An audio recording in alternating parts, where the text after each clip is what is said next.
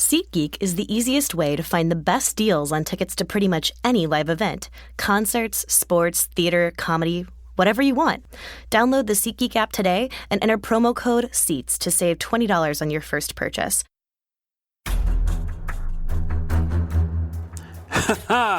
What's going on, everybody? It's Terez Payo, Chiefs beat writer for the Kansas City Star, and we're back for another edition of Chiefs Game Plan. All right, on Sunday we've got the Chiefs at 6-4 hosting the 5-5 Buffalo Bills, as Chris Berman would say. And we've got another great edition of Chiefs Game Plan for you. We'll give you a fair warning. The first interview was with Matt Fairburn from Syracuse.com in New York Upstate. And Matt's a smart guy. He's a Mizzou grad, covers the Bills now. And he gives me the lowdown on the Bills, but just warning you, we taped this on Tuesday before the Bills named Tyrod Taylor their starter for Sunday. But I still think this was interesting because Taylor and Peterman were competing to be the starting quarterback are different guys, and it is the subject surrounding the Buffalo Bills right now. So I thought Matt's takes on this were just smart and really interesting. And we also go over the Bills' issues on offense and defense and what the Chiefs need to do to beat them. And then from there, we're going to do a whole A-team roundtable. You'll get to listen to that, 50 minutes. The whole A-team was not there, however. Vahe Gregorian and Sam Mellinger, our columnists, are out on assignment. But, I had Blair Kirkhoff, my main man. He joined me on camera, along with ace photographer Dave Hewlett, Mother Man. That's my dude. I love Dave. I was glad to have him on board do this.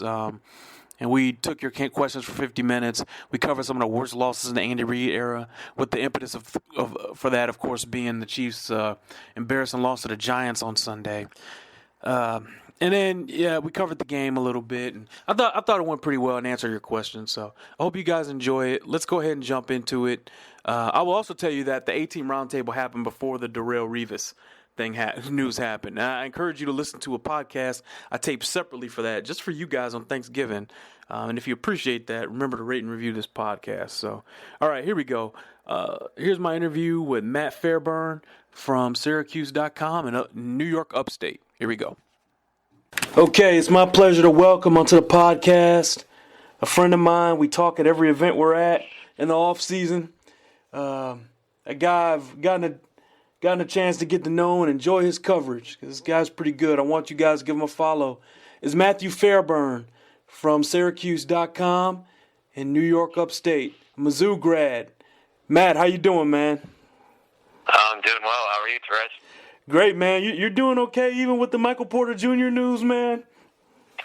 Yeah, that was tough today, man. I was like, I rarely get excited about the Mizzou hoops team. It's sort of a defense mechanism after the last couple of seasons, and I actually got my hopes up and thought about flying out there for a game, but I'm glad I didn't book it because that's a tough break. Just one in a long line of tough breaks for Mizzou. It's insane, man. It's insane.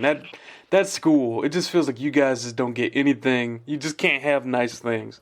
No. But you've traveled a long way from Mizzou. Yeah, you now come for the Buffalo Bills, living in upstate New York. And you've had an interesting 7 days. I'm really interested to know what Sean McDermott's explanation was for switching off Tyrod Taylor and putting in Nathan Peterman last week. Like, how did he defend it last week?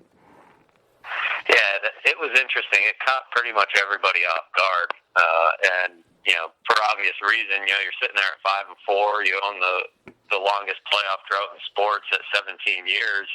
And Tyrod Taylor's, playing okay, having his ups and downs as he normally does. And all of a sudden he switches to a rookie fifth-round pick in Nathan Peterman. And, his defense, pretty much he sort of, doesn't reveal a lot publicly. But publicly, the defense he went with was that, he thought Nathan Peterman made them a better football team.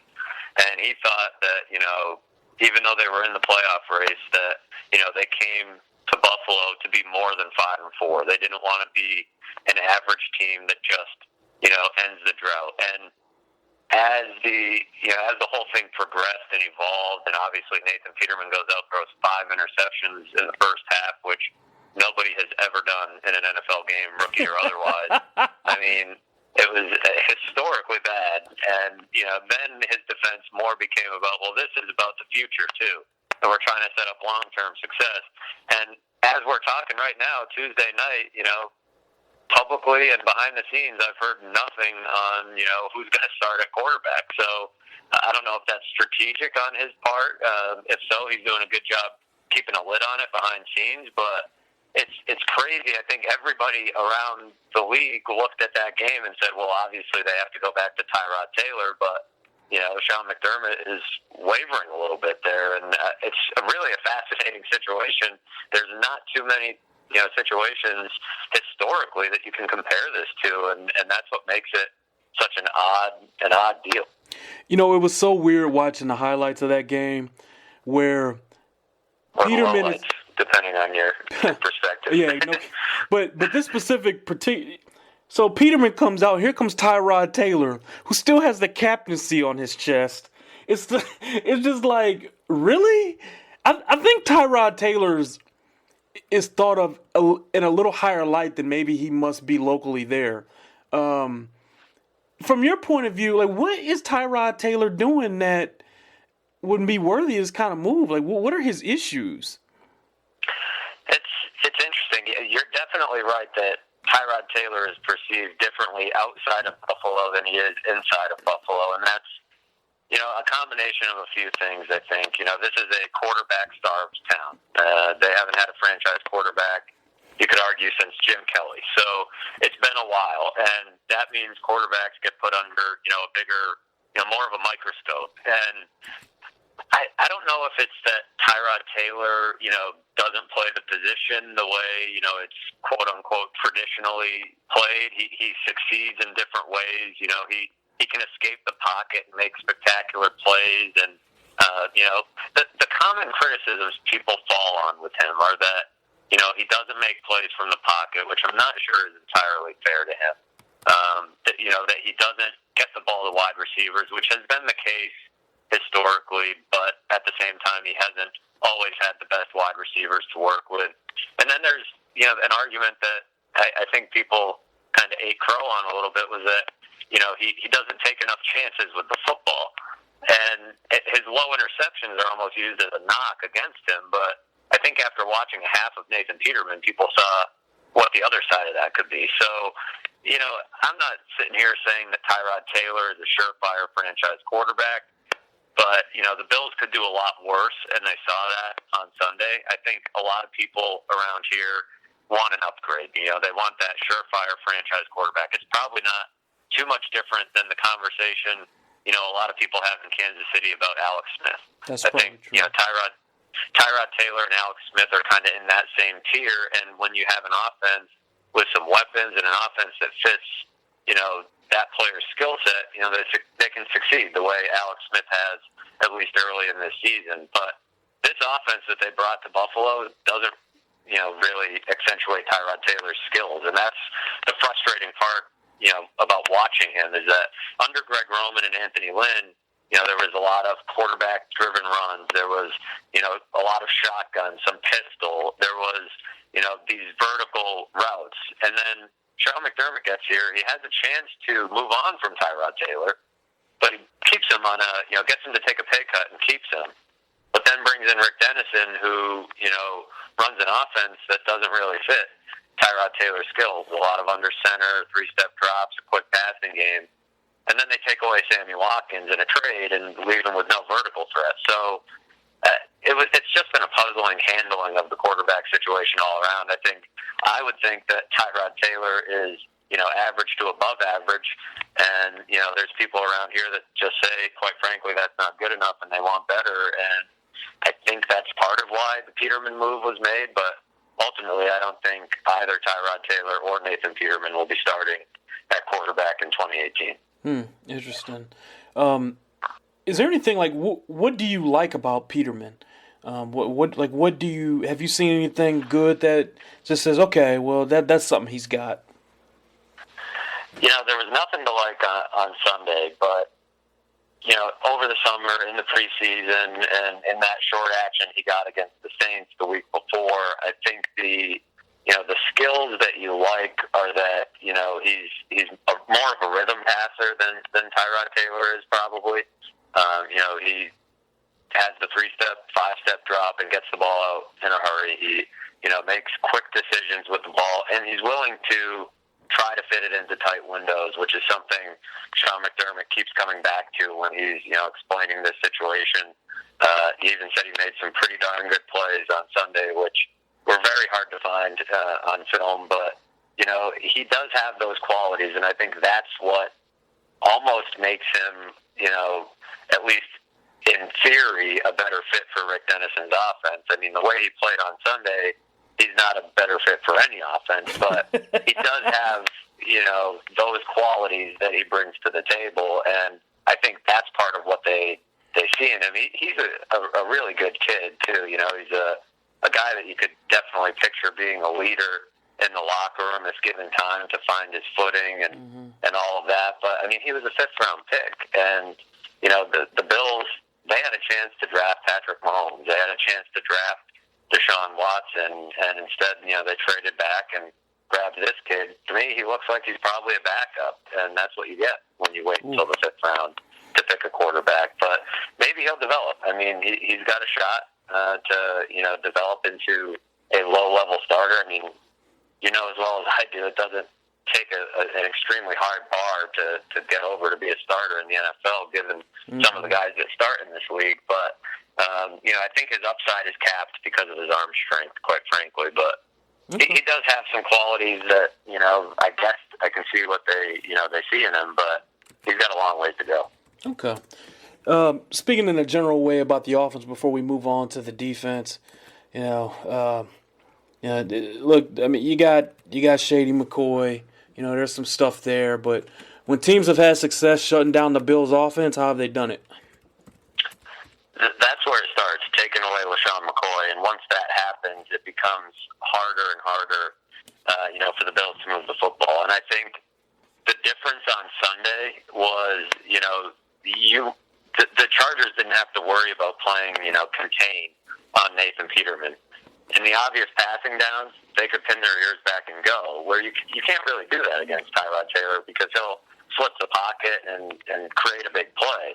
There's other ways to beat Tyrod Taylor, but, the Chargers quickly figured out that they could tee off on Nathan Peterman. And I think when the Bills' offense has struggled the most is when the offensive line, hasn't been at its best, which has been probably too often for the Bills' liking this season. So that's why teams are able to stack the box against LaShawn McCoy and, really pin their ears back in passing situations and go after the quarterback because, the offensive line hasn't been playing its best. And I think that's how you get after this Bills offense. At this point, especially, obviously it depends who they go with at quarterback, but either way, when the running game gets shut down and when you keep them in 2nd and 3rd and long, that's when they have some trouble because, when they get behind the sticks or when they get behind on the scoreboard, they have a hard time climbing back into it. They've shown that over the years, regardless of who's been at quarterback. So they just don't have the firepower in the passing game right now to come from behind. But when they get LaShawn McCoy going, anything can happen for them, and they can, chew up clock and play good defense, and that's how they were winning games earlier in the year. Unfortunately, they've fallen behind in a hurry in their last 3 games. Mm-hmm. Okay, on defense, let's shift to that side now. I guess the Bills aren't all that bad, but when teams have had success getting after the Bills' defense, what have they done? Yeah, it's lately all they've had to do is run the football. I don't know what exactly happened to this Bills rushing defense, but pretty much ever since the Oakland game, they have not been able to stop the run. The Jets chewed them up on the ground. They made Matt Forte look like he was 6 or 7 years younger than he is. The Saints ran for 298 or something. The Saints absolutely destroyed them. At one point during the game, they ran for 24 straight plays. They had a 10-play, 94-yard drive. It was all runs. It was bad. I mean, and that's happening for a lot of people. Want to blame it on them trading Marcell Dareus, and obviously that. I was just about to ask you about that. I mean, that's obviously a big body in the middle. He wasn't playing a lot, and he wasn't playing particularly well early in the season, but that obviously hurt them. You lose a body in your rotation, especially a guy that can play at a high level when he wants to. That hurts. But I mean, this is a problem that runs much deeper to me, because you have guys that are getting blown off the football on the defensive line, but you have linebackers, quite frankly, that can't tackle. And it's sort of been a recent problem for them. Well. And Reggie Ragland might have gotten on the field if they kept him around. I mean, it's funny, all the decisions you can go down that this team has made that are coming back to bite them right now. But Preston Brown, Lorenzo Alexander, Ramon Humber, all three of those guys are having trouble both getting off blocks and tackling. Oh. And so running the ball has been way too easy for teams. And on top of that, the last 2 weeks, Keenan Allen and Michael Thomas have really chewed them up. So, teams' number one receivers are finding ways, to get open. E.J. Gaines is back healthy, which is, a big positive because he's been playing well, but there's a chance Micah Hyde could miss this game. He checked out okay after getting a knee injury on Sunday, but, he'll be day-to-day. I mean, the secondary is better than the front seven right now, but they're not getting pass rush, and they can't stop the run. So there's definitely ways to beat this Bills defense. You kind of just have to pick how you want to do it. Were you surprised they just gave up on Ragland without really seeing what he could do? I was a little surprised, to be honest. He didn't make, a ton of sense in a 4-3, but he's a guy that you had, he was a blue-chip prospect coming out of the draft. Obviously, he doesn't have the speed of a Luke Kuechly, but he's a guy that I would think you could find a spot for, at least rotationally, and you had him on a cheap rookie deal. So, to me, that was a guy that, you could find a spot for. And, he's, as I'm sure getting to know him, he's a good guy. He is. He's a great guy. I love him. I mean, he's super smart. He's a good guy to have in the locker room. He comes from a winning program, which are all of things that Sean McDermott and Brandon Beane have tried to bring to Buffalo. That they want, those types of guys in the room. So, trading Dareus, I got from a culture standpoint. Trading Sammy Watkins, he was, in the final year of his contract and had injury problems. You can explain a lot of the trades, and the Ragland one was a bit of a head-scratcher. I know he doesn't fit perfectly into a 4-3 defense, but when you look at the linebacker problems that they have, he was the guy that, still had some ability, and I just don't like to see coaches, trade away guys that don't fit instead of finding a way to get a talented player to fit into what you do, or bending what you do to fit that player. And you had him on a cheap rookie deal and could have gotten something out of him, but the Chiefs, their loss was the Chiefs' gain, because I think that guy definitely has room to grow into himself as a player, and he's got tremendous football character. I would expect that he'd be a solid starter for them. I believe he got more snaps last week than he has at any point this season. So, I mean, that's right. He's working into that role already. So, that was definitely one of the more surprising deals. But honestly, with everything they've done since they got here, it's hard to call anything too surprising. All right. All right, just wrapping this thing up here. What's the roadmap for the Bills to win this game? I'm going to ask you your prediction in a minute, but have you written off this team from winning this game? What do they need to do to win it, and you think? Yeah, they're going to have a hard time winning this one. They have not played well on the road, for starters. They knocked off Atlanta early in the year, but other than that, they've really struggled on the road, and Arrowhead is not the easiest place to play. Now the Chiefs are, kind of reeling a little bit lately, but they're still the more talented team. I mean, I guess if the Bills are going to win this game, the defense has to pull itself together, because that's been a huge problem. I mean, they've allowed 135 points in the last 3 weeks. They've been outscored by 80 in the last 3 weeks combined. It's been really, really bad on the defensive side of the football.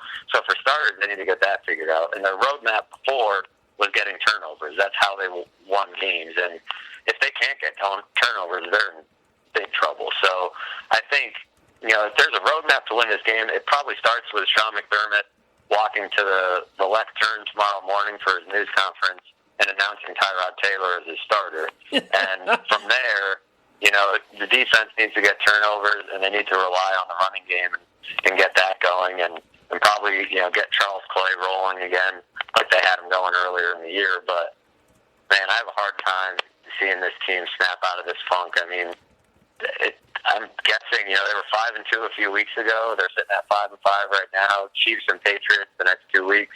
I think they're going to be 5-7 here, in the blink of an eye. Wow. All right. What's your prediction officially, my man? I think the Chiefs are going to win. I'll call it 27-13. I think they're going to, beat them pretty handily. Lesser teams than the Chiefs have beaten the Bills pretty badly in the last few weeks. So I have a hard time. I think this is a good game for the Chiefs to get back on track and find some of what was working for them, because the Chiefs or the Bills rather are letting everybody score right now, and I just worry about where the focus of the team is when they don't know who their quarterback is, and when they're kind of they have to be questioning some of what's going on. So I like the Chiefs to win this one pretty big. I just don't trust the Bills where they're at, and I don't trust them on the road. I got you, Matt. Hey, man, how can they find your work, my man? Yeah, you can find me on Twitter at Matthew Fairburn and read all of my stuff at Syracuse.com or NewYorkUpstate.com. And yeah, we'll be out in Kansas City this weekend, so I look forward to seeing you. Likewise, man. Remember, that's FAIRBURN. Make sure you guys give them a follow this week if you want to stay on top of the Bills news during the game and leading up to the game too. Matt, I appreciate you, man. Thanks so much for coming on. I'm looking forward to seeing you on Sunday. Make sure you get you some Kansas City barbecue too. All right? Yeah, absolutely. It's already on the schedule. Where should I go? What's your top recommendation? Oklahoma Joe's. 1,000,000%. That's what I've heard. It's Joe's Kansas City now, but go check it out. Get the Z-Man. Be happy. You'll be great. Yes, that's the one I have not been to. All my years in Missouri, I never got there. So I think I'm gonna have to make that happen on Saturday. Yeah, you're gonna have to do that. And they've also got like a chicken like gumbo soup that I really like. You're gonna want to check that out too, my man. Yeah, I think I'll have to post up there for a few hours and work my way through the menu. Yeah, that's what you won't go wrong. Trust me, Matt. I appreciate you, brother. Have a safe trip. See you on Sunday, okay? Absolutely. Thanks for having me, Therese. All right, thanks, man. Okay, so good stuff there from Matt. Here's the A-Team Roundtable. Let's go. Hey, everybody. It's Therese Paylor. She's beat writer with the Kansas City Star, and I'm here with 3/5 of the A-Team. We're missing some bodies here, are we not? I wonder if we're being viewed in places like New York or Oregon. Yeah. Wonder if we have an audience in those particular places. Yeah, I know. Hollywood Sam at the family compound by a coast. We love you, Sam. Hope you're doing well. Hope you're having fun, man. Vahe, same to you, man. Absolutely. Both know those guys are working. I mean, Vahe wrote a great column about Missouri today. He sure did. He sure did on Michael Porter Jr. So just goes to show you the A-Team never sleeps ever, and just like we don't either. It's Thanksgiving. It's the day before Thanksgiving. I'm sure you guys are winding down at work, and here we are, getting ready to dissect a bad football game, and actually recapping a bad football game on Sunday. An awful football game. Not just bad, awful, huh, Blake? I can't tell you how many people have told me that they were. Everybody was disgusted with the outcome, as the Chiefs fans, as they should have been. But I can't tell you the number of people who told me that they were bored by the game as well. Not just disgusted by the outcome, but fell asleep during the game, bored during the game. And that's what you want to be, boring and bad. Boring and bad, right. No, that definitely fits the case. That definitely states it well. Pleased to welcome our ace photographer, Dave Hewlett, to the mix. I'm doing double duty here. I know. With making sure that you guys can hear me And then, so yeah. Definitely right pulling your weight this week. Look at that. man. I'm providing content and making sure it looks good. That's right. That's Right what there. we want. Just goes to show you the 8 team's a team effort. We're always going to deliver no matter what. We do have a great show for you today. Of course, we're going to cover the Chiefs' upcoming game against the Buffalo Bills on Sunday at noon. Kind of an interesting matchup in a few ways. We'll get to that later, specifically as it relates to the Bills' defense. We're also gonna rank where this Giants loss from Sunday stacks up on the list of bad Andy Reid losses since he's been here. I think that's going to be pretty good. Then we're going to answer your questions for another brisk, fast-moving, excellent show. You guys ready to get going? The holiday edition. All right. You're the stuffing and you're the pumpkin pie. Boom. Let's let's jump into that Andy Reid thing. So the Chiefs lost 12-9 to the Giants on Sunday, which you probably had the misfortune of watching if you're devoted enough as a fan to be watching this right now. It was boring to watch on TV. Tell them, Blair, it was actually worse in person up in the press box. It was one of those quiet press boxes like Arrowhead, big, where you can't hear anything. It's huge. It's a huge Very press antiseptic. box. Antiseptic, as you said it after the game. It's a corporate stadium. Very corporate. And they announced the crowd of about 76,000. There are probably about 15,000 empty seats. Not a place where fans can really feel engaged and be part of it. It was my first trip. Was it your first trip there? It was. My first trip there. It was. I had been there for the Jets game where Todd Haley was fired after that game. Right. So my first trip there, I was kind of eager to see what it was about, and we're all going back in another week and a half for the Jets. I don't want to say I was disappointed, but it was a unique. As much as we have enjoyed the smaller the intimate places like the Carson, California place where the Chargers play, and the Raiders, Oakland Coliseum, which is a dump but a lovable old dump. This wasn't nothing lovable about this place. I think it was like, for me, it's the fact that it's just sort of another round bowl. Like a lot of the interesting stadiums, I think like Seattle has a cool stadium where they've got sort of the open end zones and those wings that kind of pop up in the end zone. Cincinnati has an interesting and even Soldier Field is bizarre to the point of being like, oh, that's pretty cool. Mm-hmm. But yeah, like MetLife is just sort of like, oh, well, this is what you get for $1.6 billion in a multi-purpose stadium. But hey, of course, the Chiefs couldn't win at the old place, the Meadowlands. And they can't win at MetLife, at least when they're playing the Giants anyway. Such a bad game. Like, again, I don't know how many times I have to say this, but that Giants team was one of the worst I studied on tape. A really embarrassing loss in a lot of ways. And a loss that caused me to lose some faith in this team. I stated after the game, and I wrote this in print, I'm not going to call them a Super Bowl contender until I see significant progress in multiple areas. I agree. That's the kind of loss a Super Bowl caliber team doesn't have on its record. No, I agree. And I think this one really took something out of Chiefs fans as well. I think it did too. Relief. Yeah. Everybody. And I mentioned it to you earlier, and what do you think about this, Dave? That I think now the Chiefs fans have this sense of inevitability about this team. It can only go so far, and almost a Mizzou Tigerish kind of pessimism. Yeah, definitely. that I can say is after the first month and a half, people were just so gung ho, and this was the team, and this was the one that we were all thinking about that story to write about. This is the team Andy Reid's been waiting for 5 years, and it wasn't. If the Giants had played out of their minds. And, oh, look, here's a 60-yard flea flicker. And look at all this stuff they did. They didn't play well at all. I couldn't tell you how many dropped passes there were. And I thought scored 9 points. They scored 9 points in regulation. I thought, boy, if you can't step on the neck of this team, that was troubling, I thought. I'm curious to know what you thought about the atmosphere there. Like, did the Chiefs seem flat to you? Was there energy at all? I didn't feel like there was any energy in the stadium whatsoever. I just felt like it was...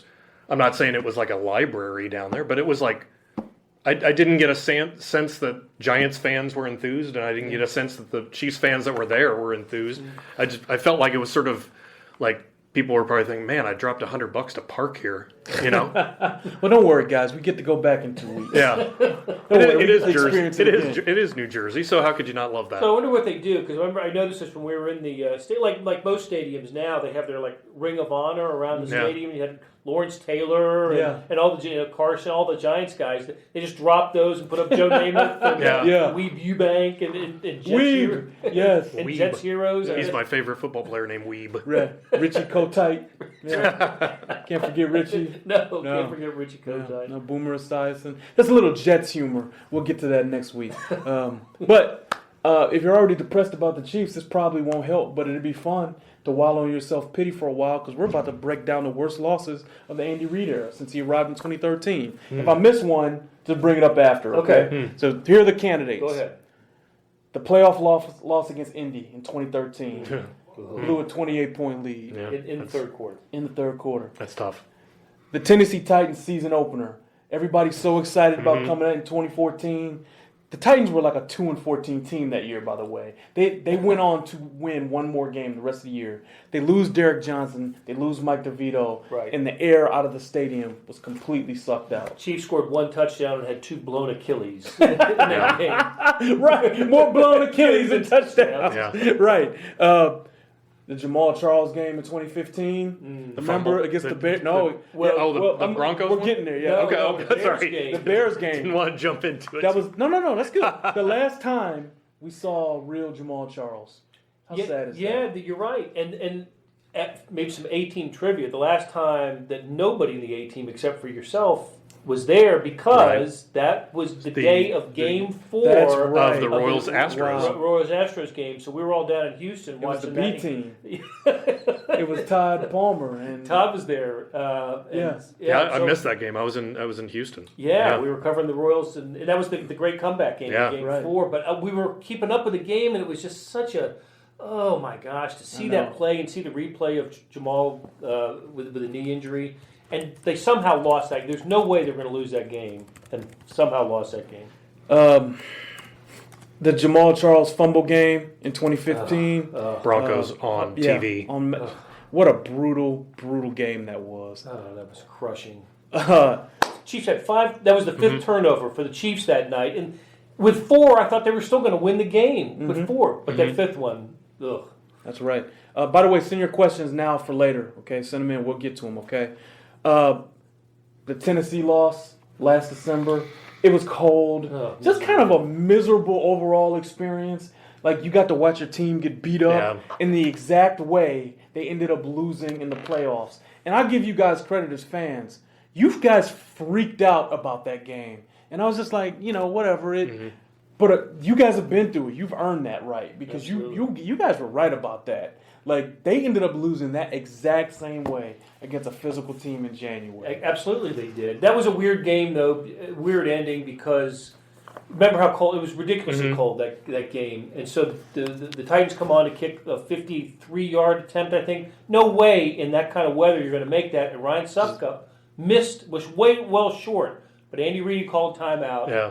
And Suckup with the second chance knew what he had to do to get it over the bar. And as I recall, Alex Smith had it was like 3rd and 3 to basically kill the clock to win the game, and then Smith sort of went out on like a naked bootleg with a read option and kept it and got tackled for a lot. And there was like the Chiefs had to punt, and the Titans drove down. And it was just like, ugh. All right. Pittsburgh, of course, in January. Yes. It's sad that there are this many. To There are choose so from. many. And this is a team that's been good, man. yes, They've been they've won. so good. They've won twice as many as they've lost in this time. You could do great. There are probably this many equally great wins too. Right. But it's like There are for sure. The Giants game, obviously, that's on the list too. So here's how I think we should rank, or at least. Well, pick I these. think you left one out.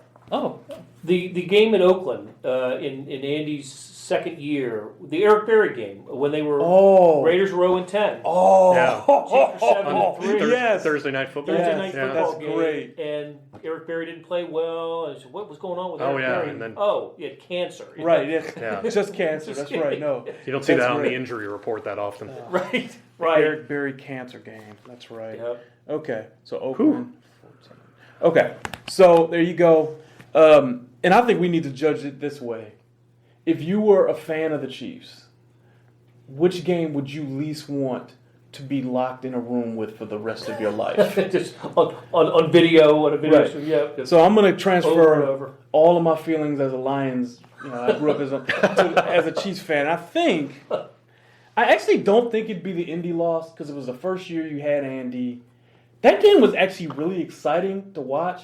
There were so many like big plays. Yeah. It was kind of like fun to watch that game. It was. I don't think I will pick that one. I hate to admit it, but that was a fun game. That to was a watch. fun game, unlike a lot of these, right? Yeah. And even the Oakland game you mentioned, they lost, but that was like a fun game. There was like a lot of offense in that game. There was. It was 24-20, and but still a gut punch loss.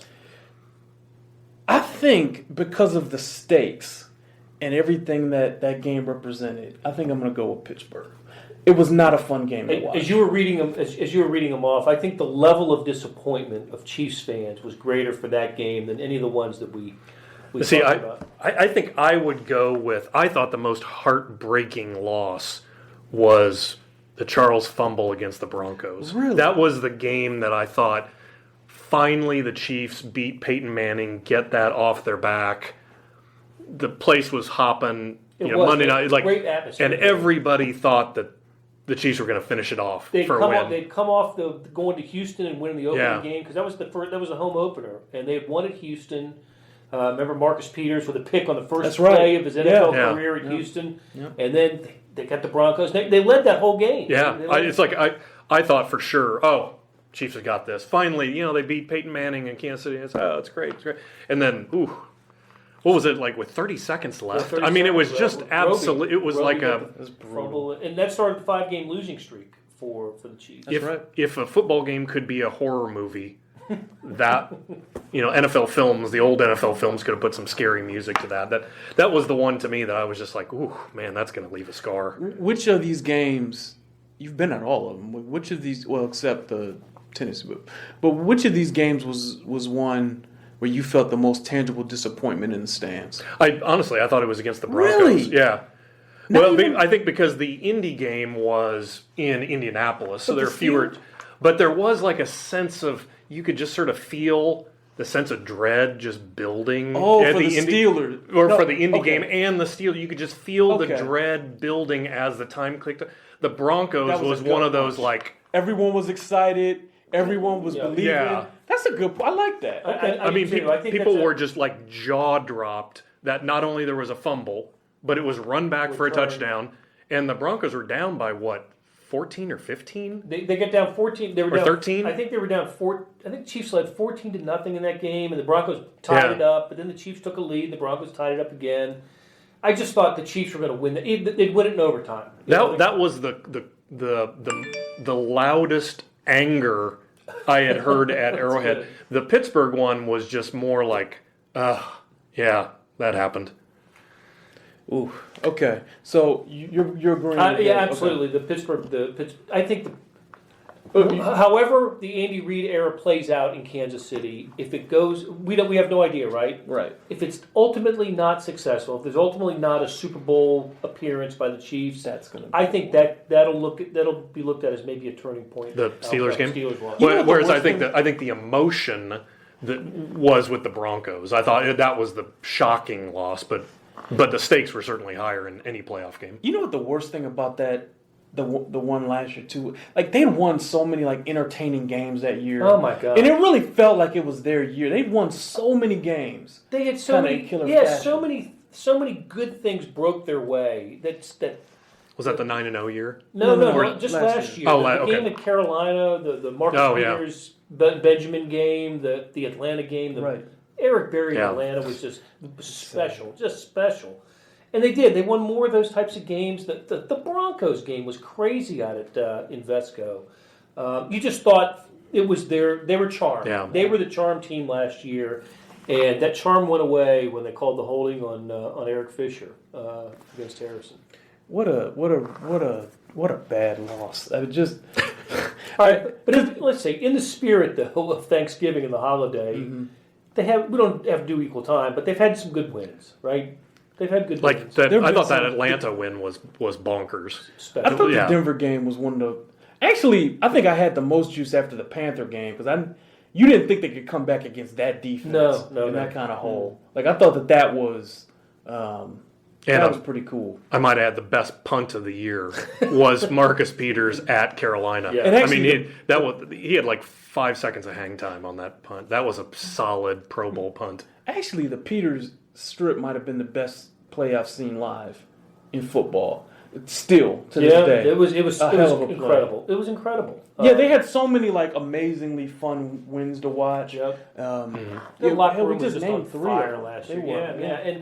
And we didn't even talk about either of the Patriots' regular season wins Yeah. this year and the one in 2014. Sure. So they've had, it's Thanksgiving, it's a holiday. Mm-hmm. We shouldn't be Right. entirely down. Eh. But 4 or 5, they don't get credit for that, right? no, they don't get They credit lost for 4. that. They should have been better than that. they should. But you're right, though. This team, by and large, is giving you more to be happy about than Absolutely. more than things to be sad about. Yep. So there's something to be said for that.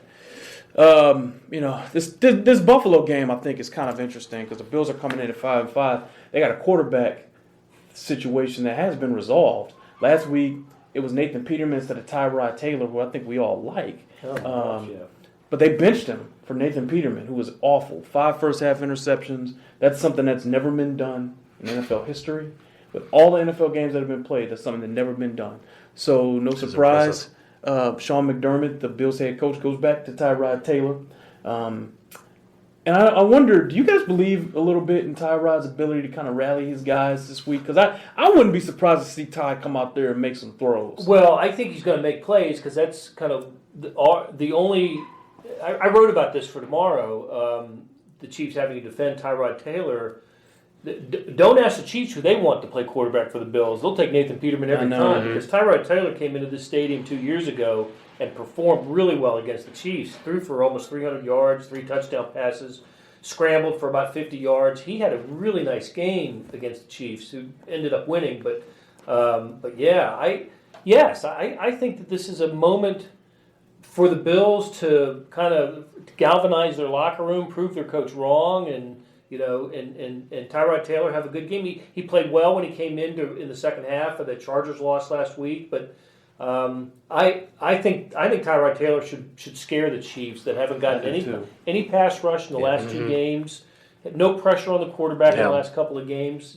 Tyrod Taylor can. He's going to run around. He is. He's going to make it really. He's going to be difficult. really motivated. They couldn't put pressure on a standstill quarterback last week. What are they going to do with Tyrod Taylor? And Eli Manning was Statue of Liberty back there.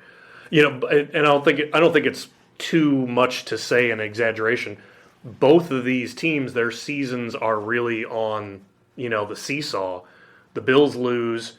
Can you really see them kind of getting back into it? And if the Chiefs lose, whew. Well, the Chiefs lose, the spiral continues, especially if the Chargers win and then the Raiders win, and all of a sudden they're breathing down. They're 1 game back, breathing down the necks, and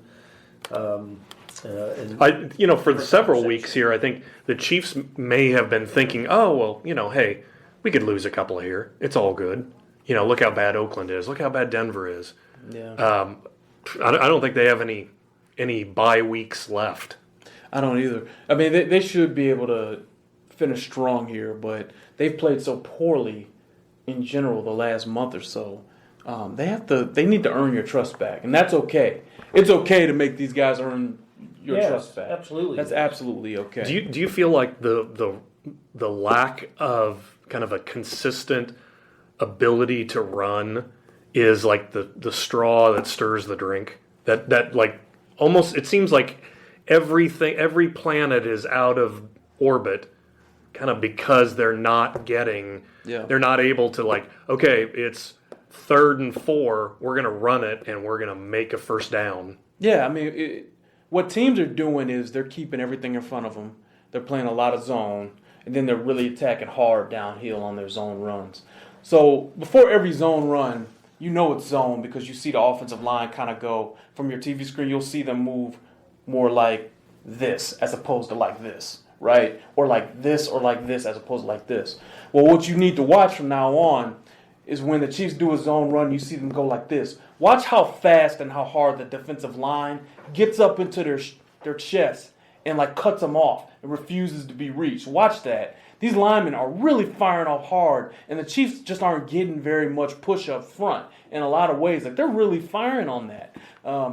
This is the offensive line's fault in a lot of ways. Like, they need to open up bigger and better holes. And then teams are going to play so much zone, they're forcing the Chiefs to kind of settle for things underneath. But you can throw teams out of zone. You can pick zones apart. That is on the quarterback. Dallas has to make more throws. And I thought the wind did play a factor no matter what they told you. It's difficult to drive the ball downfield when the wind is like that. Even Eli didn't do it that much, and Eli has So, look, I think on a balmy day, a regular day, I think the Chiefs beat them. I do. I think I think the weather did play a role. And that's not making excuses. Mm-hmm. The Giants have to play in that too. What do you make of the comments of Travis Kelce after the game about no success against the cover 2? I think it was overstated. The Giants played some cover 2, not very much. It was more zone coverage in general. Okay, it's not just covered. Yeah, there's a little cover 2, but it's mainly it's other zone coverages, not just that. Trust me on that.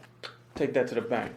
They have to get better at throwing teams out of that stuff. I just some of the concerns that I have with the Chiefs is you don't see them thrown over the middle. Part of that is Albert Wilson not being there, maybe their favorite guy to throw to over the middle.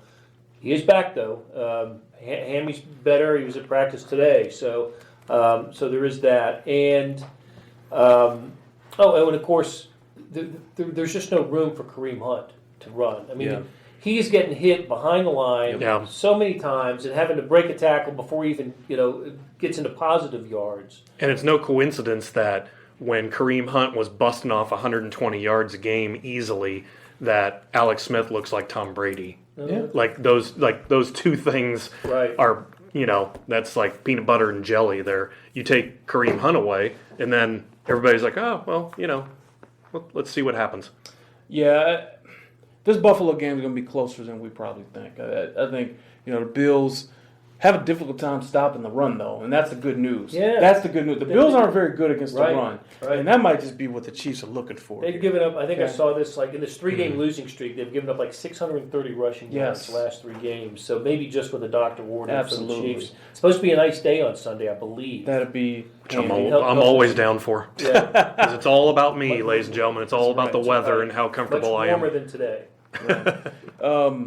We're going to get to our predictions about the game later, but let's just go ahead and answer some questions. Let's do it. And get this reader engagement going. Did you see my sweater, by the way? I dressed up for this. Yeah, we appreciate it, man. I asked my wife, I was like, what do you think? No, yeah. Yeah, so. Good I call. like that. Yeah. It's nice. It's like, nice big buttons. It's I'm good. telling you. That looks like a Thanksgiving sweater. It does, Something you yeah. wear on Thanksgiving. I'm going to have a big leg of turkey. It's all good. Lars, I'm sorry, Lars. I actually can't pronounce that. Lars Fike, maybe? I don't know. Says, my eyes still hurt from the Giants game. Yeah, I hear you. Jordan Tribe says, after that loss, we should see a double-digit win coming. Yeah. I'm not going to give the Chiefs that much credit. I think they need to prove it before I give them that much credit. Just haven't seen it. Right. Haven't seen anything. Based on what, Jesse Bates says, thoughts on Clark Bunt's perception of this team after the last several. Hey, kudos to you, Jesse. He's calling back old podcasts. Like, this is great. Thank you, man. That's right. That's from the podcast archive. That's our Thanksgiving to you right there. What does he think? I think that this team, I think Clark is expecting this team to go to the playoffs. I think as long as this team is winning more than they're losing, and they're just generally respected, he's okay. I do think he wants to win a Super Bowl, but I don't think that he's going to be too upset about anything that happens as long as they finish with winning records and make the playoffs and have a chance in the dance. That's what I think. Yeah, I mean, how about Brady and Roethlisberger again? In this AFC, maybe until they get the hell out of this conference, that somebody else will have a chance. But it's just setting up again for Steelers and Patriots to be the best 2 teams in the AFC, maybe the best 2 teams in football. Do you think that we have seen the last of trick plays? No. God, no. Hell no. Because we had 2 Dontari Poes last year, but we had we've got a Tyreek Hill interception, we've got a Travis Kelce interception. Like, what's the over/under on the trick We'll plays? see at least 2 more the rest of the way. Andy enjoys them too much. He enjoys them too much. Does he enjoy the turnover though? Well, obviously, no. But don't you think that plays like that help get a team through practice? Yeah, those definitely. are teams that are They're fun things. Yeah, fun Yeah. things, and through the drudgery of a season, it always works in practice too, right? And I just think those are the types of things that you do those things to help keep the team interested and excited and going through the motions, not going through the motions of practice. Jesse Bates says, thoughts on Dwight Freeney being released from Seattle. I think that in general, there's not enough great pass rushers in this league, or good ones, or even average ones. And if you have one, they typically don't get released. I do think he's probably done in that sense. I think they would have kept him if he still had a lot of juice yet left. But do I think they need to at least bring him in and see when it works? Maybe if D Ford is out much longer, I think they need to And he's explore every he was option. out today. That's so. right. They need to explore every option because the pass rush has not been good enough. By the way, I will tell you this. Watching the game again, you guys are lunching on Justin Houston. Like, Justin was fine. He didn't hit the quarterback, but he had more pressures than you think, and he was really good against the run. Second highest graded defensive end in good. Pro Football Focus this week. Justin And he was Houston was coming good off this the week. end nicely. He just wasn't. He was getting pushed a little too far wide, and Eli would take 1 or 2 Or steps inside. up. Yeah, and mean, it's like he was there. It was the other side that Right. I wasn't seeing. That's any what you pressure. need. Like Justin's doing his job. If Eli avoids Houston, what typically is good is if he's backing up for the other end to take a wider angle and get him there. Mm-hmm. There wasn't enough pass rush productivity. So just lay off Justin Houston. He was great. What do we think is wrong with D Ford? His back. I don't know that's how like- serious it is. I mean, Is it must Michael be bad. Porter Jr. bad? It must be bad because he had the bye week and he was still, Yep. So Yep. You wonder if we've seen the last of him for the year. or at least for the next several weeks. I think you put him on IR if you know he's shelved, but it might be kind of deal where they're letting him rest and then bring him out for a stretch run. They need Tamba indeed and these guys to be ready to play here. So Yeah, they that's do. coming. Do you think that would you throw Passanio into any sort of pass rush kind of thing just because they're concept of the defense, they're not getting anything off the other end? I'm not sure where he's at on the concepts of the defense. Like there will come a point where teams realize that they can run concepts at him that will confuse him. That's just going to take time. Maybe there's a pinch hitting role here for him somewhere, but since I don't watch practice, I don't know where he's at with that. But I'm just telling you, there's a reason he's not playing. Mm-hmm. That was always a longer They term. do like type him though. pick. They do like him. They like his athleticism. Jesse Bates says Tellus Mitchell will be back this week. I can't tell you that. Philip Gaines actually was not terrible until to that last drive. And you can argue. Yeah. Please argue. Yeah. This is important. It was here. schemed. It was schemed almost for him to fail. Yeah, in what world do you call 2 straight all-out blitzes? I know the wind is bad, but everyone's going to throw at Philip Gaines in that instant. At least give him some help over the top. Give Make him him some throw at help. Marcus. Give him some help. At least That's make him throw that throw at Marcus. Right. And watch what happens. Yeah. Give it a rest. I don't think Philip got ripped up last week. I mean, he really didn't. He was playing a pretty good game. I wouldn't be until surprised to see him start again on Yeah, Sunday. yeah. We'll see, but I wouldn't be surprised. But I do like Terrence Mitchell, and I think he should be playing more. Jordan Tribe said the Sunday night Pittsburgh blowout. Remember 43-14 early in the season? Oh my God! Yeah, that was bad. We missed that one. in the rain. Yeah. That was their 4th game, and they had a bye the following week. I just figured they were done. Brendan Downey says, "Is the O-line going to jail? I would like to see Alex throwing less than 30 times a game." Well, listen, if I were a Chiefs fan, I would like that too. I prefer just big, strong, slothly, slew-footed guys like Oakland has, who just power you with man gap concepts. We're running trap, we're running power, we're running toss, we're running ISO, we're running double team at the point, climb to the next level, physical punishment, and play action off that. That's how I'd build it. I wouldn't be doing all this, athleticism kind of. Not what the Chiefs have. Not what the Chiefs have. I want a bunch of guys that can get me 4th and 1 and 4th and goal at the 1. And not That's have what to I run a want. trick play. That's Bulldozers. right. So look, I don't know, man. These guys have to show. For instance, Zach Fulton's my kind of guy. I like Zach Fulton. He be my center. It's all right. Great. I got a 330-pound guy who's my center. You're about to get punished with ISO runs. Like, stop it. Have fun. By the way, watch Zach Fulton sign with the Steelers or something and become a Pro Bowler. Just wait for Zach Fulton to sign with the Steelers or Titans or Jacksonville Jaguars and watch. You guys are going to be so pissed at that. I'm trying to bum everybody out for Thanksgiving, man. I call it like I see it. Mm-hmm. That's why you guys call me. Well, that's why you guys follow me. It's what you guys ask for. Don't you love it when he talks football like that? When he talks the lingo, the lingo and the language. I love that. A lot of people are saying the Colts game. I get that was the worst. I get it. I just assume that that was house money though. Yeah, that's exactly. That's really interesting though. They go from 2-14 to 11-5. Come on, you take what you get with that. But the bar was raised after that season, and except for the playoff win at Texas, there just hasn't been, or Houston hasn't been. Yeah, I just remember that Dwayne Bowe not getting both feet in when he could have. He really probably could have like another real receiver making that money would have dragged his foot. God. But that throw should have been. It could have been a better. It's like they're kind of not just calling out Dwayne. I also remember. The 7 concussions on Concussion Field. Yeah. In Indy at Concussion Stadium. Yeah. That's such a creative name, by the way. I was going to say it's such a head trauma field. Head trauma field at Concussion Stadium. Yeah, that's good. Lucas Straczynski, another loyal watcher, says, will the December home game versus the Chargers be the AFC West Championship game? Might end up being. Might be. Chargers aren't bad, man. I know they had Nathan Peterman to deal with last week, but Chargers have been playing well before that. Mm-hmm. Played Jacksonville a field goal game in Jacksonville earlier this year. Brian LeBird says, will we ever see Parker Eanger? Grunhard and Brian Baldinger believe that he would help the run game if he regains last year's form. I think if he was at last year's form, he would be playing. That's what I think. I don't think they forgot about him. It's got to be a practice thing. It's got to be a practice thing. They're not seeing it, and we don't know. One thing you got to remember when they tear an ACL, so much of their power comes from their lower body. You got to move 340-pound guys.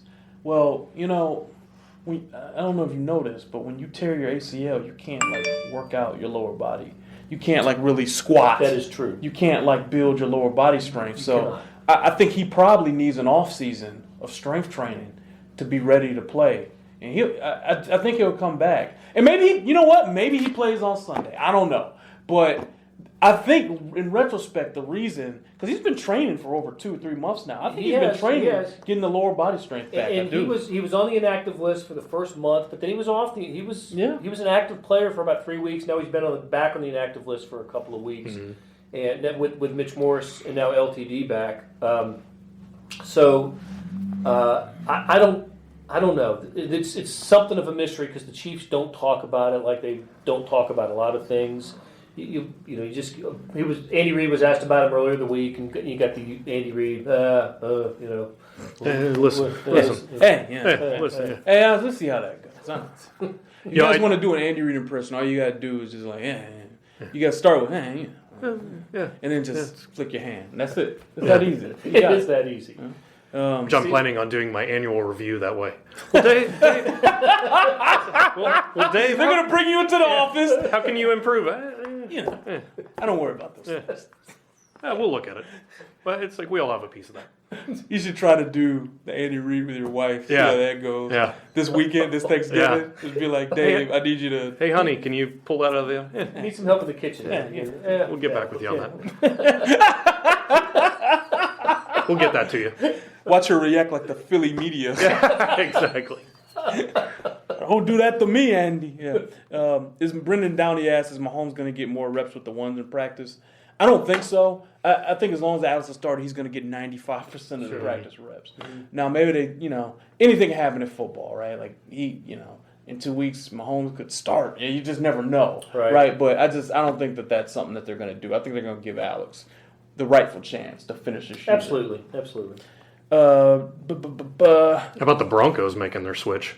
I know. Well, they don't have it. They don't have a quarterback. Great as John Elway was. Are they just trying out Paxton Lynch like we don't care anymore? The season's over. That's a 5-win team, dude. Like they're Let's see. So many Colts playoff losses. Okay, I hear you guys. I'm with you. That's interesting. Okay, so many. Because You know what we're wasn't forgetting? that your first year on the beat? That was. You know what we're underrating now? The Chiefs hadn't won a playoff game in 20 years at that point. That's right. That- They had a 28-4 touchdown lead in the third quarter. I guess I didn't realize the extent to which that loss hurt. And I've heard. Listen, I've heard. We just talked about the losses in the Andy Reid era. The 2003 Colts playoff loss, the no punt game, people tell me was the most painful to them. I go back to those 90s playoff losses, to the home losses to the Colts and the Broncos. Jesse Bates asks, why not see what Chesson has? Kid has heart. They like him as a blocker. He's a tough guy. He loves football. He has outstanding football character. Yeah, Boy, great special teams, awesome. dude. Trust me. They like him. He's going to be here. This is a guy that like you want in your room. That guy has outstanding football character. He is like, always the first guy to the punt returner. Like almost every time he's in my frame as the guy's catching the ball. and he is very, very much about the team. Like the team. Yep. That guy, trust me. So he'll be around as a receiver. He's working on creating separation. He's a long, lanky guy. It can take him longer to create burst out of his cuts. Yeah, he's got to be really precise because he is long and lanky with his route running. And trust with Alex, Right. like you've talked about before. But that's a good observation, just to notice Chesson, because he's a standout in other ways. Alex is going to love having Wilson back because Wilson does run really crisp routes. Precise routes. Ooh, Josh Ogle says, do you think Sutton will be with us next year? And should he be? Ooh. Here's the thing. Aside from the Raiders loss and the Cowboys loss, am I missing one? I don't think that the defense has been bad. There's 2 games the defense has been bad. Not unless you want to, that game of the Texans where Watson kind of tore him up. Yeah, okay. If you want, you Some got of that? Some of that was garbage. But that was Yeah. It seemed like the whole second half was about garbage time. Yeah, for that. But The issue is the offense right now. it is, and it seems like when things really are going bad for the Chiefs, it's not the defense. It's Alex and the offense, and They're not giving up those Le'Veon Bell where it looks like a 4-yard gain and you look up and you're like, wow, that was 18 yards. Wow. Until they meet the Steelers in the playoffs. Clay White says, trade Smith at the end of the season, then make room and go after Josh Norman in the offseason. I think at this rate, Smith will be traded in the offseason at this rate because you might as well see what the kid can do for $2 million next year. But that does not mean that will stay that way. It's very possible Alex will go on, have a very nice season. We'll just have to see. Like, just let it play out. Let's just see. Now, Josh Norman, yeah, by all means, bring another corner in here. I think they should invest a draft pick in corner. And I think for the long-term future, they need to be doing that. That's why I had them picking Adoree Jackson in my last mock draft last year, because I didn't think Mahomes would be there, and I didn't think they'd move up. Corner's an issue, and they're going to start needing to address premium picks in that position. Because let me tell you something, you got to get those guys early. The good ones get taken. Maybe you can develop a guy. We don't have time for that, right? For the long-term future, Marcus Peters.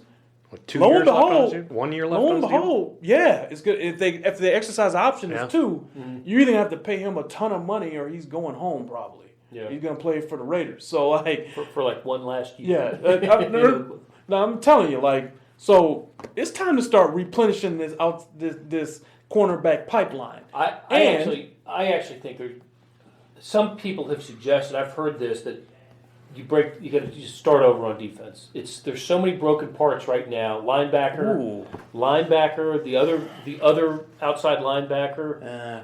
What do you think? You mean start over by changing the scheme or just coordinator, personnel?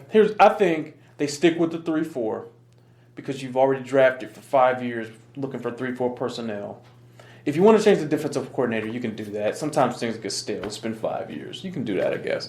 But I think like Brett Veach, like all eyes on Brett. I was just going to say, is that why Brett Veach is here? Like all eyes on Brett. Like you got to hit on these draft picks now. The ones you have, you got to hit on these because it's not just corner they got to draft. Okay, it's That's receiver. Because Chris Conley's going to come back, and yeah, he'll be back. But it takes 2 years to be the same guy after an Achilles. Yeah. So then what, right? You're going to have to take a receiver, but what you're really going to have to take is an outside linebacker. I agree. That's high. So I just told you 2 premium positions they're going to have to take with their 2nd and 3rd round pick, right? You're going to need defensive linemen. You need that too, right? Because Alan Bailey's in there last year, his deal. Benny Logan's a free agent after this year, right? And guess who else is in the last year of his deal? Nunez Roches. You got Chris Jones, but hey, you need more of that.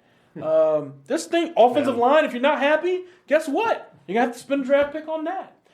I mean, It's a good thing the Chiefs have 14 draft picks next year. Yeah. And 7 of them in the first round. Yeah. That's going to work out well. I'm telling you, man, there's some work that's going to have to. Brett Veach going to have to earn his money. It's like the roster looks good on paper, but like you said, it's it's a wet paper bag. The bottom could fall out just so quickly. Guys retire, they move on from guys. It's like, the linebacker position is. Cam Wolf, my man. What's up, man? How you doing? Cam says, what does the chaos around the AFC West mean for the Chiefs' chance of holding on to the division? Oh, they're going to win the division. Andy's too good of a coach for that. He's going to win the division, in my opinion. I guess. But it's such a bad feeling right now. No, I understand. Such a bad feeling. And I've punished them by saying that the Super Bowl's out. But they can win the division with 9-7. They can. What that means is there'll be probably a 4 seed or a 3, and that means you get a home playoff game in the wild card round against with Ravens or Bills, somebody like that. Yeah. And it should win that game, right? And then you go to Pittsburgh or New England the next It week. depends. It depends on if a smash mouth team is that team that comes in It's here. the Titans. Yeah. Brian LeBird says, is Fulton a better center than Morse? Not in the current scheme. In the current scheme, Morse is a better zone guy. In my scheme, Yeah, you want Fulton. I want Zach. Get that to me. Coach Therese. Yeah, my line's going to average 340. Okay? Let's see. More Colts. Colts game still hurt. Wow. Okay. What a revelation. It was a scar. Oh, when will Sutton start playing press coverage with the cornerbacks? They played a lot of that when he first got here, and then teams threw over it and they weren't creating turnovers. Marcus is so gifted at reading the defense when he has space between him and the corner. I don't know, the receiver, I don't know if you want to change that. I'm not really worried about the press coverage. The onus is on the men up front to get more pressure, in my opinion. Jordan Tribe agrees with me. Jordan Tribe also says, what are the odds KC gets a corner in round 2? I think they're very high. I think they're very high. They need to address this position. And another thing I want you guys to remember, because I go to the Scouting Combine every year, and I ferret out all the interviews. The Chiefs interviewed corners heavy at last year's Combine, which means if they couldn't execute a Mahomes trade and if Watson wasn't there, they would have done it. I don't just do stuff. This is my job. I don't just do stuff. I'm telling you. And they liked Adore. And he ended up going 10 spots earlier, even though he's little. Yeah. You know what I mean? Tre'Davious White, he's pretty good. That's who the Bills took. And he's pretty doggone good. So there's stuff there. Steve Cashman says, can they get a first-round pick for Alex? Nah. Yeah, I don't think so. That's not happening. Not with his age. You're more and looking at a salary. 3rd now, maybe a 4th at this point. Maybe he finishes the year strong and you can kind of ring a 2nd, but a 1st is out of the question. That's not happening, especially with the history to of head a trauma. team where he grooms a young quarterback. I wonder if Buffalo's an option. Bears or something? Maybe Bears. Bears. Think about it, because Sean McDermott's an Andy Reid disciple. I don't know. All right. Chris Lamar says, call Rex Ryan. Guys, here's one thing I want you guys to remember, and we're almost done, okay? Here's what I want you guys to remember. Coaches, especially defensive coaches and offensive coordinators, can lose effectiveness with time. And coaches in general, how about this? NFL coaches in general can lose effectiveness with time as they've earned more money, get more secure, and get less hungry. So, he might be very good at scheming, but is he going to put in the work he did 20 years ago? No. You're almost always kind of better, unless it's Wade Phillips. And Wade Phillips is outstanding. I'd have to think about this some more, though. I mean, I think if you're coaching at the highest level, in the NFL you're at the highest level, you've got a measure of pride that that you've carried with you throughout, and some do. The respect of their peers is very important Some in do. that as well. Some don't. I'm not suggesting that can't happen. I'm not sure that that's happening here. Oh, I'm not talking about here. He asked me about Rex Ryan. Oh, Rex. I don't just like say stuff. Rex was about Rex. Yeah. You know, Like, Rex was all I'm not talking about here. Andy genuinely loves football. 1,000,000%. He loves the process of coming here and scheming things up. If you're going to hire an older coach, just like Bill Belichick, they got to like love it the same way. You get what I mean? You got to really get all, you got to like really get like all your joy from like scheming up things. And it's important to look for that. Would they send Alex to Denver? He sent Donovan McNabb to Washington, didn't he? Oh, that would be, man, that would be something. That would be something. Steve Casper says Browns have a bunch of ones. Alex could dream their future, QB the future. Yeah, they're not going to give up a one for it, though. Okay, they might give up a third, I think. But I like where you're thinking, man. Jesse Bates tells us Happy Thanksgiving. Thank you. And that's it. We're done. We're going to call this a day. Look, it's the day before Thanksgiving. You guys are chilling. We appreciate you watching as always. Remember to go KNC.com for all your Chiefs news. Remember, I keep asking you guys to do this. Rate and review our Sports Beat KC podcast on iTunes. We really appreciate it. Our more people have done it. It's been good, but we want to see you continue to do it more. How could I forget the predictions? Let's start with Dave. Prediction for Sunday's game against the Bills. I think they've got to snap back. I think they were legitimately embarrassed. 27-20 Chiefs. Bills 27-21. Ooh, I'm going Chiefs 24-17, and I don't feel good about it. But interesting. All right. For the guys, for our 18 members on assignment, Sam and Vahe, we love you. We'll see you guys on Sunday. This is Terez. We appreciate you. We'll see you later. Happy Thanksgiving. Happy Thanksgiving to you guys.